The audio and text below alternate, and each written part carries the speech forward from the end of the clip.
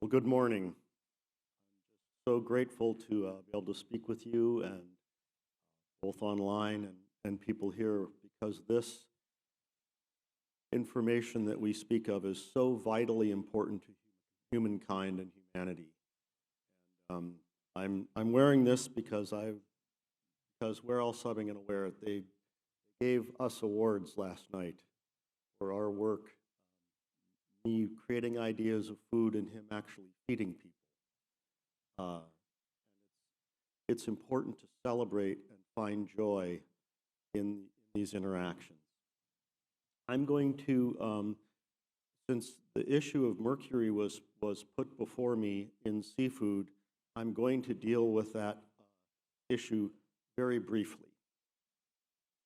Mercury is irrelevant in seafood. It doesn't make an impact on human health and development, and forget about it. That's it. Done. If you don't believe me, read Phil Spiller's 236, 63-page net effects analysis. It's irrelevant. Now we're going to move on to more critical and relevant things. And that is, I'll present to you not data from my past and the importance of depression and reducing violence and depression, but a more critical and pressing problem. As Tom says, we must fix the brains to fix the world. These data describe that omega-3 fatty acids substantially improve sobriety among very severe alcoholics in a randomized trial. In very brief, alcohol use disorder is perhaps the most problematic mental disorder we have. Alcohol has been consumed by humans ever since evolution, and now in 2023, we have no effective treatments, none, for alcoholism. And it is widely prevalent, between 5 to 10% of the population. Chronic severe alcohol use changes people's brains, and especially the fatty acids, depleting DHA by 50%. That 50% depletion in DHA then cascades to a 50% depletion in dopamine. Dopamine is critical to reward happiness and joy, and restoring it is critical to reversing addictions. Thus, we conducted this randomized trial of 2 grams of EPA and DHA among alcoholics in severe recovery, and we found that when they took the fatty acids and elevated it in the cerebral spinal fluid or blood, there was nearly a 10-fold greater likelihood of being able to remain sober. It's ridiculously large effect size. You never see this in drugs or in science. It's huge. No other treatments have this magnitude of effect. And we have some data as well that it changed markers of dopamine status. This is the picture of alcoholism. That everything is frightening here.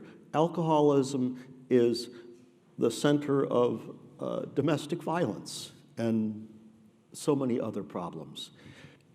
Largely, from the 1985, this describes in brief the importance of how rewarding and addicting drugs work. Cocaine and others release dopamine, and you have a big burst, and you feel fabulous and great, and then it drops off precipitously, and when you are low in dopamine and have dysphoria, you go seek it, and you seek joy, and you may have very bad behaviors and urges to get that joy. This, I think, is actually probably the most profound and important slide in my deck in relationship to humanity. Because here, on this side, are animals that were fed an omega-3 rich diet, common as you would find in evolution or by the seacoast, and you can see this beautiful architecture of the dopaminergic neurons stained with a silver stain. And that just looks so fabulous and well organized. And these are animals depleted in DHA, which would resemble the kids in Malawi, And you can see, you can barely tell where the edges of the dopaminergic structures are, and there are 50% fewer neurons. That means if you are having this kind of brain, you do not have the physical basis of experiencing joy. When you have populations of people with brains like that, you then have populations that can't experience joy and reward. And then you have multiple accelerations of misery. So it's critical that we understand this and feed brains DHA or keep alcohol from depleting them. When people are fed a typical Mediterranean diet or that of evolution, and you drink, the excessive alcohol depletes the omega-3s from the brain, and the body accelerates elongation to saturation and fills it back up. However, when you eat a common diet in the US now with 10-fold more omega-6s than omega-3s, the brain's fats only get replaced by the omega-6s, and they're highly inflammatory. And literally, the brain becomes made of something else, and it's not something good.